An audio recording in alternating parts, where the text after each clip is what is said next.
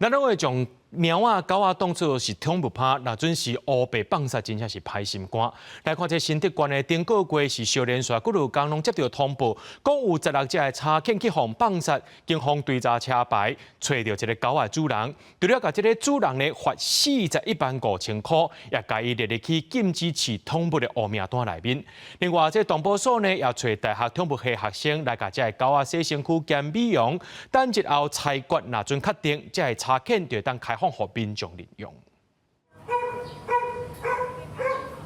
大大蕊的目睭看起来实在有够古锥，看到有人挖紧连咪亲切的拍招呼。这柴犬顶个月伫新竹县，互人恶意放杀，经过动保所真足照顾，佮找学生来替狗仔美容。每一只狗仔的健康状况拢真好，现在警方嘛找到放杀狗仔的民众，依法重罚41.5万块。取得路口监视器，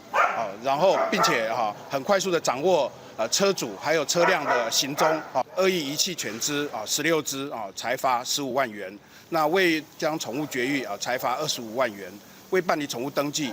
15000元，那合并裁罚41.5万元。那并且将车主列为饲养的黑名单。这是目前全台湾少见但极具指标性的一个高额的裁罚案例我们之所以坚持这种依法开罚目的不在于追讨所谓的金额，而是透过这样的一个行动传达一个非常明确的讯息：动物不是可以随意弃养的东西